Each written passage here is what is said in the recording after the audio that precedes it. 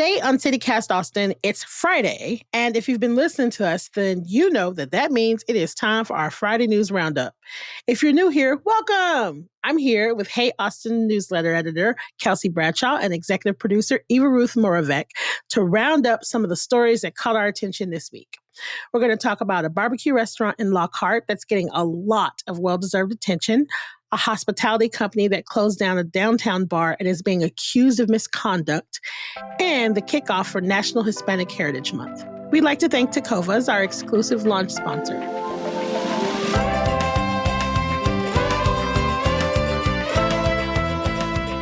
It's Friday, September 13th. I'm Nikki Devon, and this is what Austin's talking about.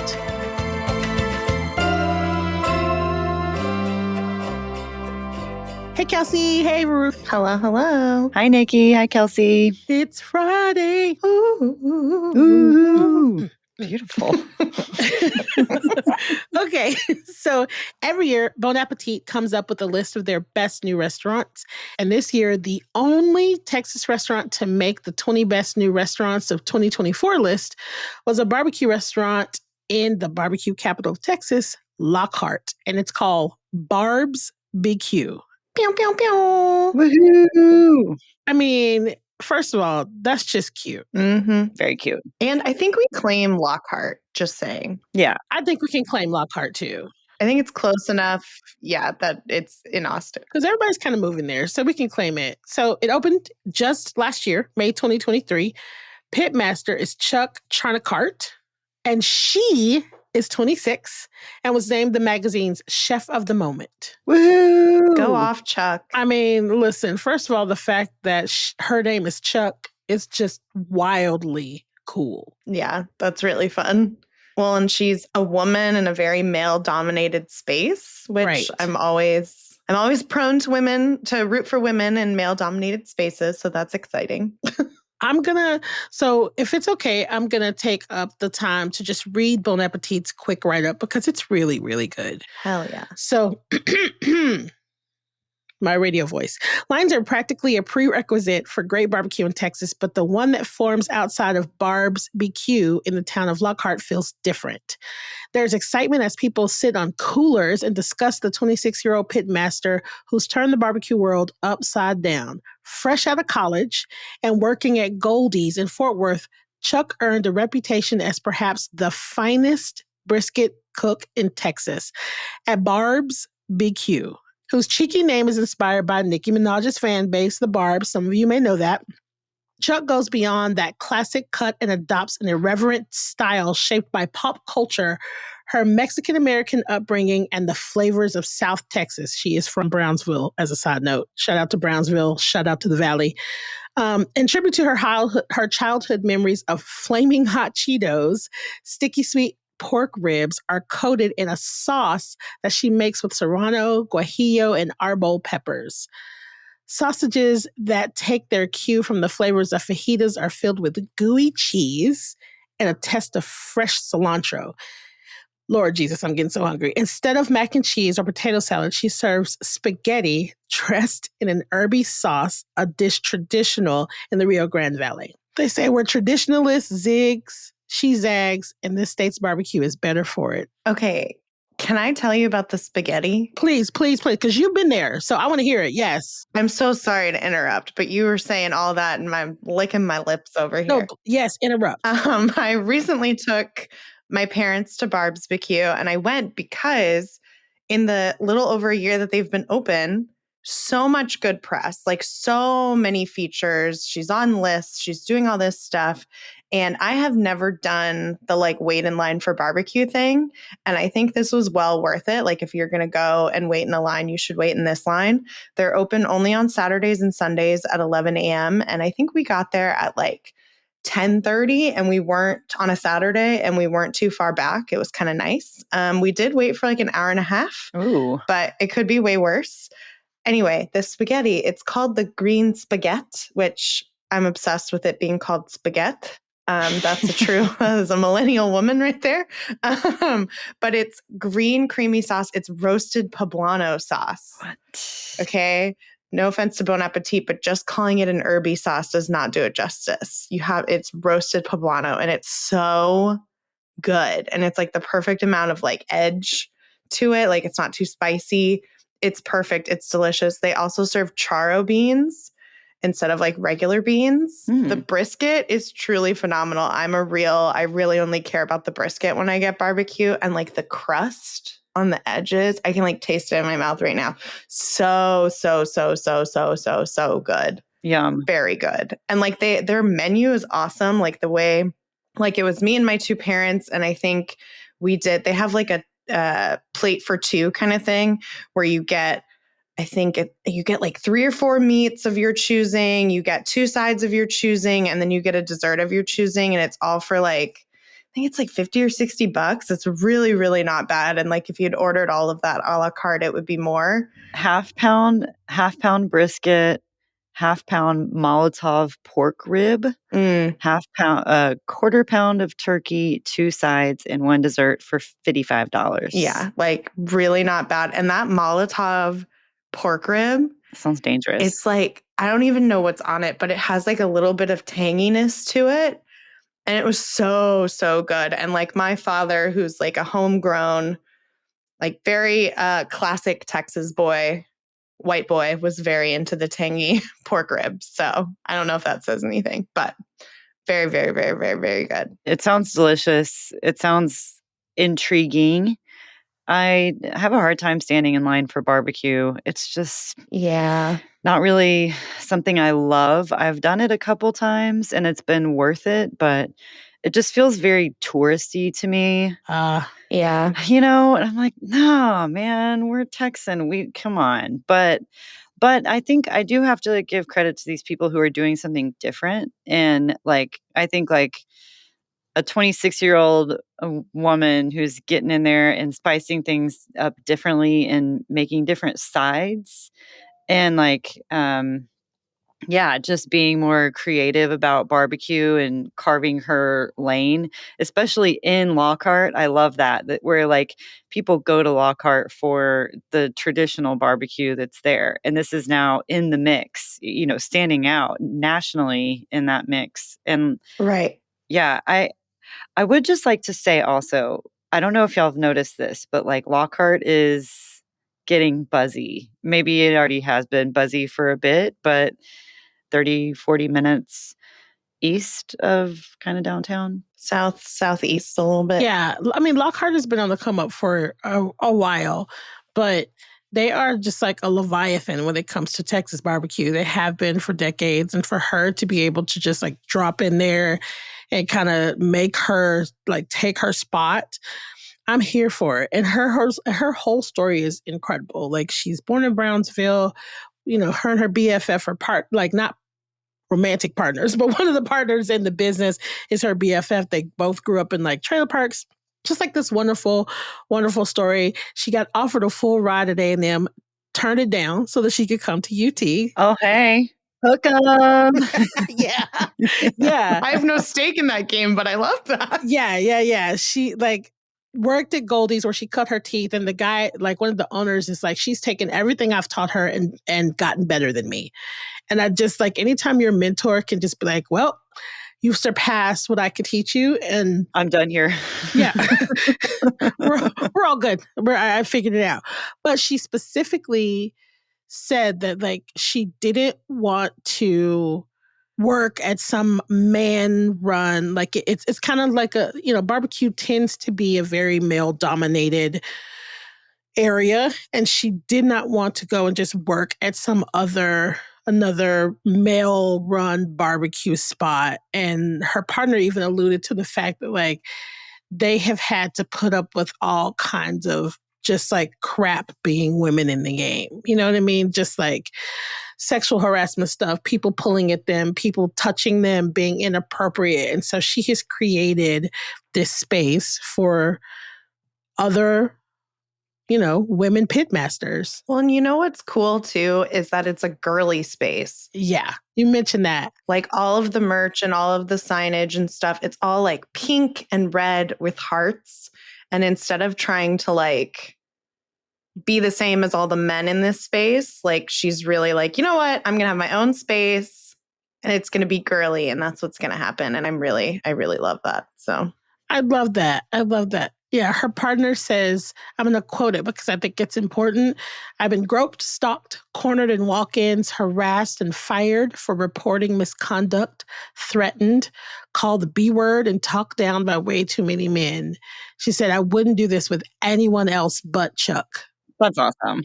I mean, it's just like, girl, you out here doing it. And it just makes me very, very, very excited. And I do not wait in line either. But you know what? I might consider. We're going to have to. We have to make a migration. listen, it's all about the mindset because I don't like waiting in lines for 2 hours. That sounds terrible. But it was something where we were like, okay, this is what we're doing today. Like, we're doing this. Like, we're standing in the line and we went into it being like, we're going to stand in it no matter what.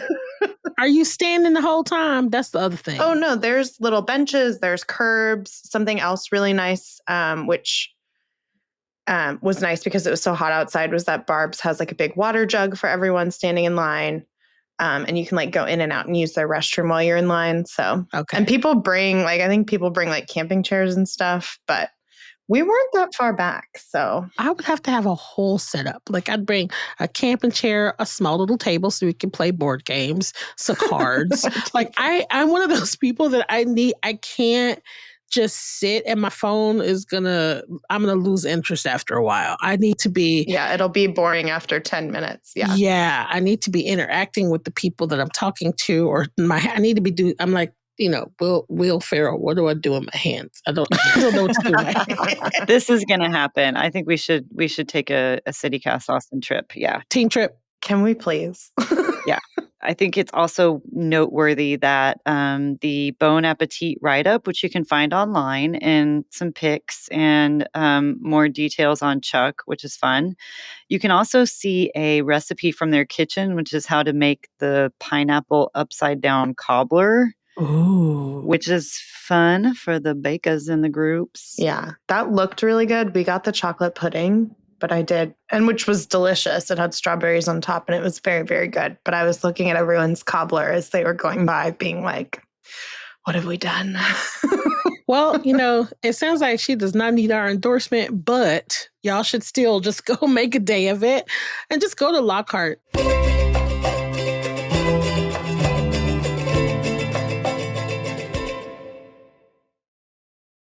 So a slightly less awesome thing that happened this week is we learned that a company that owns a few entertainment venues in town, it's called NoCo Hospitality, is facing a lawsuit over illegal practices and misconduct.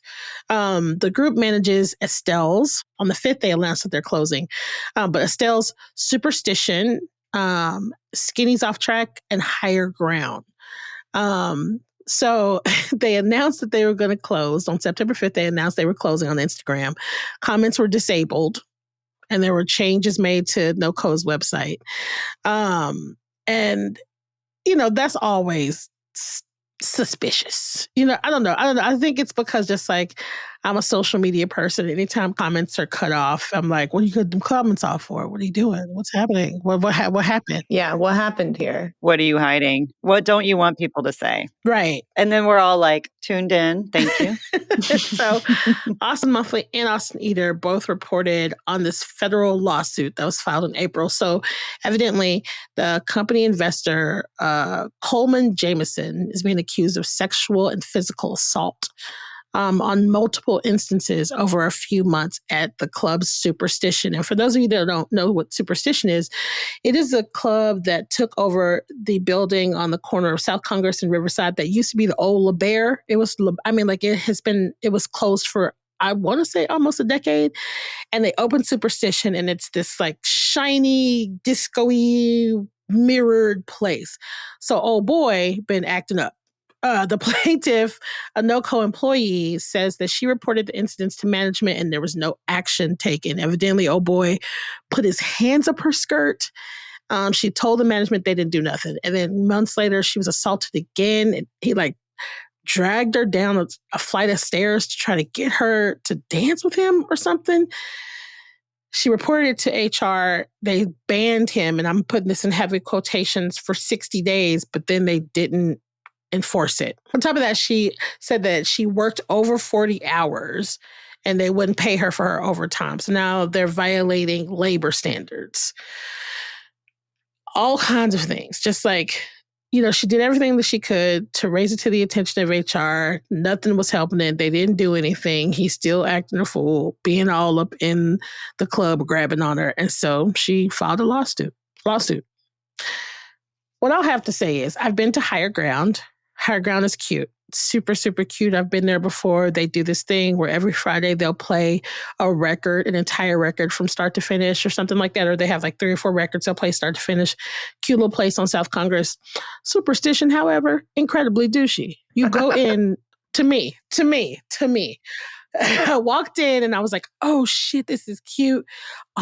This is really cute. Look at all the opportunities to take pictures, and there's disco balls everywhere. I'm a fan of shiny things.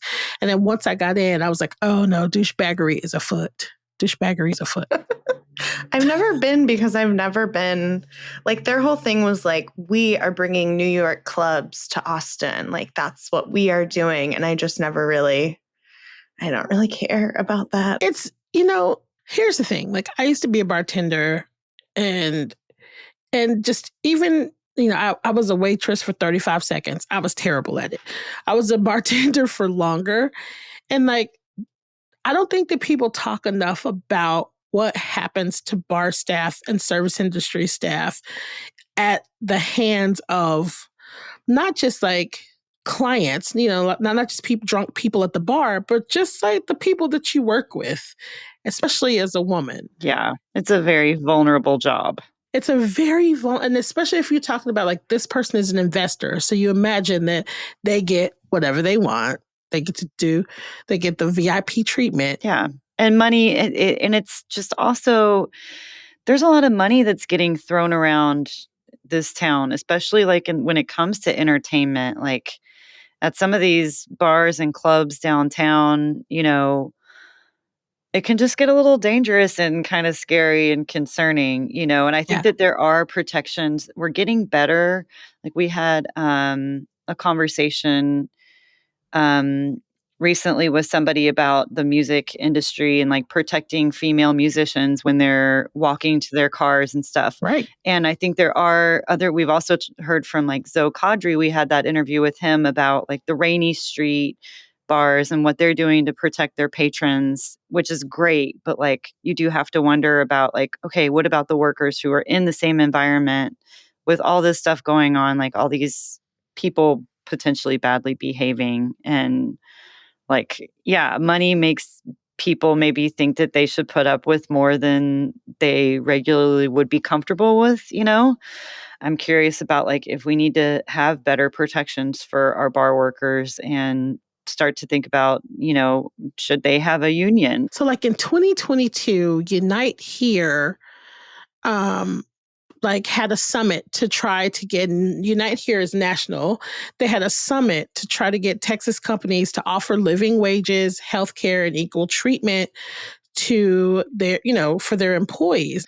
But I have looked, and forgive me, but I have not been able to find like a posted union specifically for service industry workers, bar workers. Who's speaking out for our entertainment people? Who's speaking out for our hospitality people? Who's doing that? And this isn't the first time this has come up, right? Like Kitty Cohen's, in August 24th or something like that, there was an article about the people that worked at Kitty Cohen's asking for a fair wage. A couple of years ago, it was Easy Tiger. It was Via 313. We keep seeing this pop up where people that work in these establishments are asking just for what seems to me like the bare minimum. I don't know. I really respect our restaurant workers, right? And our bar workers. Like, they took care of me during COVID. You know what I mean? Like those people are really important. Yeah, they took care of all of us. Yeah. And they're part of the whole experience, whether you're a tourist, whether you're, working, going out to lunch downtown. Like, there's so many ways that our lives rely on people in the service industry to make Austin special and to give people this, great experience. Right. Like, so much of what makes Austin cool and fun is eating and drinking. Yeah. Like we don't have the Dallas Cowboys down here for people to go to. We don't have the Riverwalk. We don't have the Spurs. It's just sports. I guess I'm just talking about sports. We all really depend on going out to eat and going out to drink and dance to entertain us. So I can't express how unnerving it is as a woman to leave a bar at night after a gig. I've just gotten off stage. I'm going to my car or whatever. There's a good chance that I might have money with me. Who knows, right? I've stopped taking money. I give my money to my bandmates because they're all men, and I let them deal with it because I don't want it. You know what I mean? Like, I don't want to walk to my car with a wad of cash, right? Never mind that. You get off stage, and my experience has been there's two types of people. There are people that are like, "Hey man, great set. That's awesome. Thanks for the music." And I'm like, "Oh my God, thank you so much." And then there are people that want your undivided attention right now. And they pull at you and they grab at you and they want to talk to you. And some of them are very nice. Some of them are very nice. But there have been several times when I'm getting ready to leave and someone will be like, "Let me go with you. Let me walk you to your car." And then they want to talk to you and they want to know where you live. And this is just me as a random woman on stage singing. So I feel like when you're in a bar and people are being served, or you're in a club and people are dancing, and it's like that ups that, I won't say danger, but the probability of that happening more often is just like, I'd say doubled, if not tripled, when you work in the bar industry. And sometimes when I was at Superstition, the women that worked there had on tiny little clothing while the men did not. So like there are just all of these ways that I feel like we do not keep our hospitality staff safe. That's all I'm saying. Like that's it. Like there's liquor involved. yeah, and it's already dangerous enough to be a woman at night in a big city. It's already dangerous enough. And when you have to be nice to people, you don't not have to, but a part of hospitality is being nice to people and making people feel good. They feel like they know you. Right. Right. And it's not only, worker protections, I think, don't only have to relate to like potential sexual harassment or women even. It's also overtime and, being asked to do things that like are just too much. So I don't know.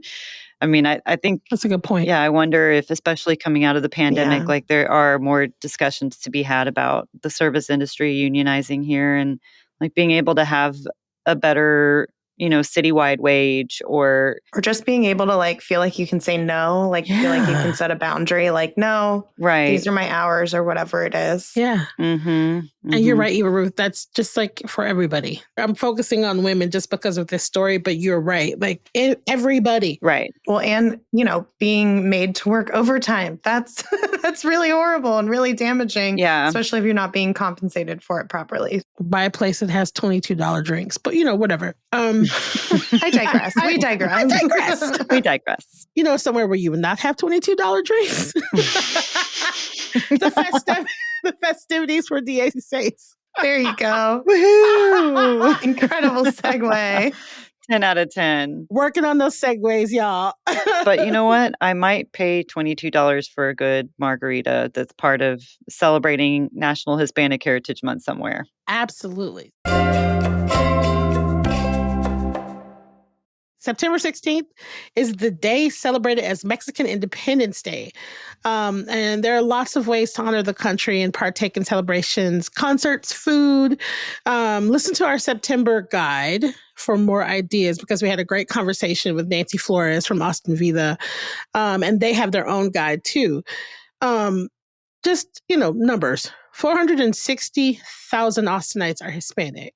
And that's like, a third of our community, a third of our population. Mm-hmm. National Hispanic Heritage Month begins September 15th. And so there's going to be all kinds of stuff. What I think is important is that anytime we have this opportunity to invest in other cultures, other communities, and educate ourselves and find resources and figure out ways to help, we should do it. And so what better time like now, where it's cooling off, there's lots of stuff you can do. Yeah. And so, we're going to talk about some of those things we can do.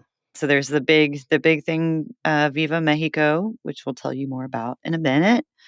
Something that we learned about from Nancy Flores was this very amazing band, Mariachi Rock Revolution, which is playing this weekend at the Long Center, which is a lot of fun. Y'all got to look them up. They're so good.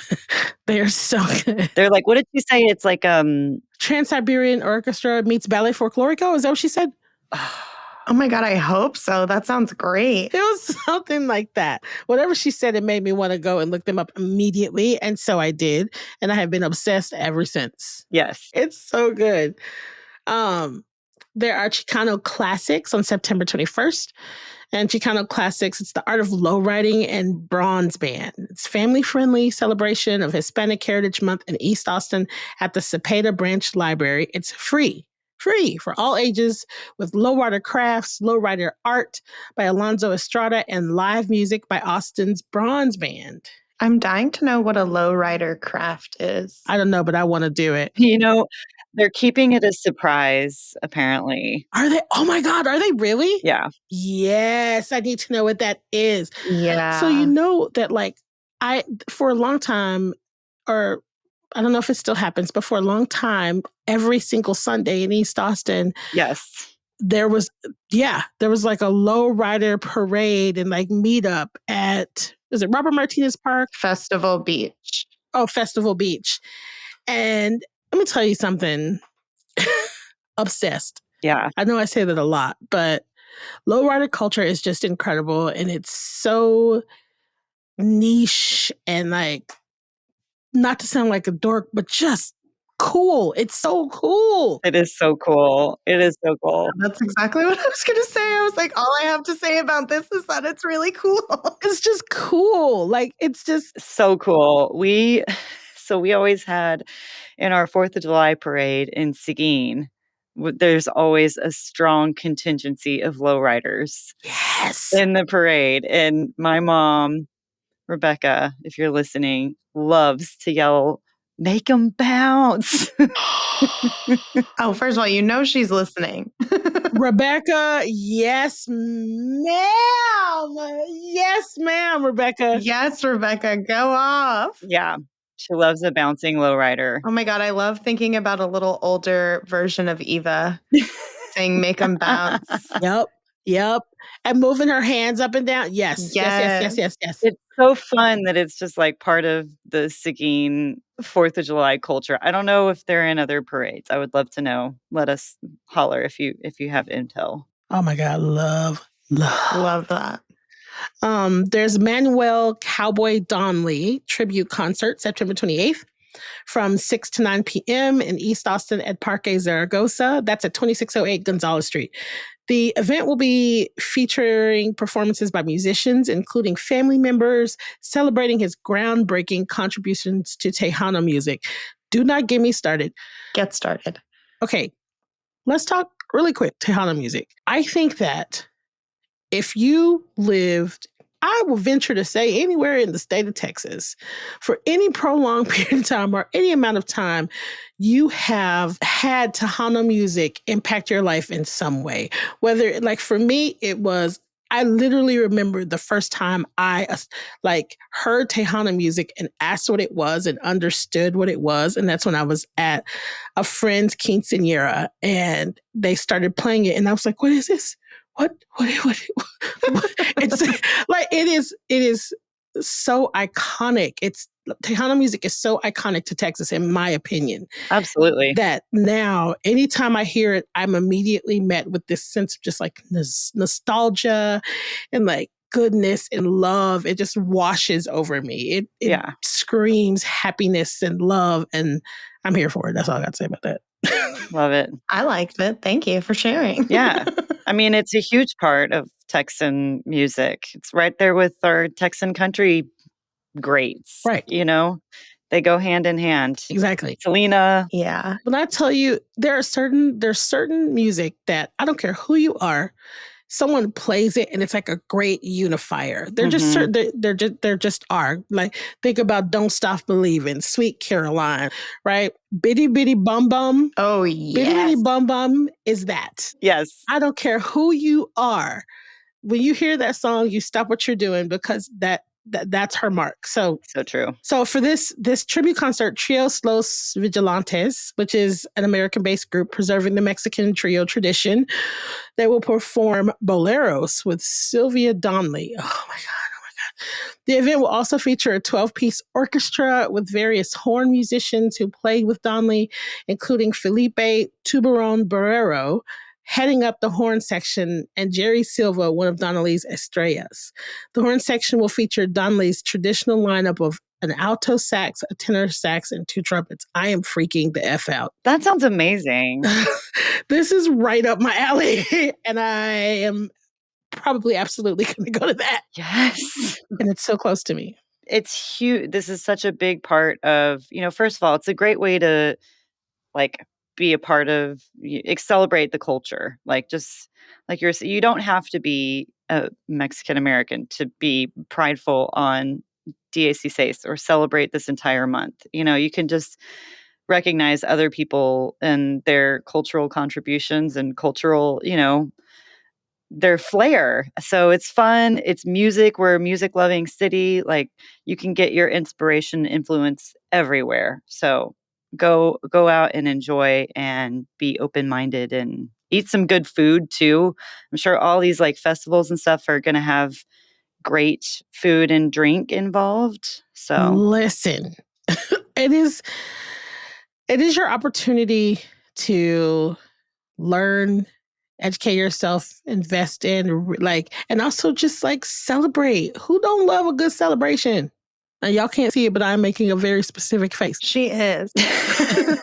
Who does not love celebration? The face is basically what the frick, man? Yeah. She is what the fricking all over the place. I'm waving my hands frantically.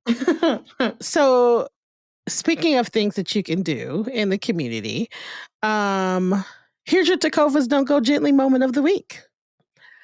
Our Don't Go Gently tip for this week pays homage to our city's vibrant and growing Mexican-American community. To celebrate Mexican Independence Day, Seis, head over to the Oswaldo Cantu Pan Am Recreation Center on Saturday for the MS Barrientos Mexican-American Cultural Center's 17th annual Viva Mexico event. From 5 p.m. to 9 p.m., there'll be tons of sights and sounds to take in, from the live mariachi musicians to dance performances and family-friendly art activities.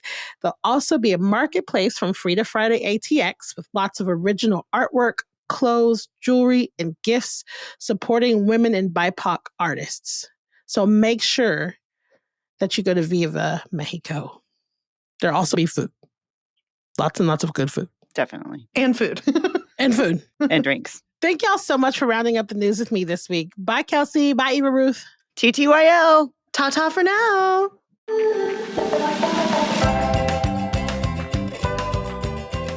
That's all for today here on CityCast Austin. Our executive producer is Eva Ruth Moravec. Our producers this week are Joyce Tang and Francisco Kilgore. I'm your host, Nikki Devon. Our Hey Austin newsletter editor is Kelsey Bradshaw. Music is by Nelson Valente Aguilar of Como Las Movies. If you enjoyed the show, why not tell a friend, rate the show, leave us a review, and subscribe to our Hey Austin newsletter. We'll be back Monday morning with more news from around the city. Bye, y'all.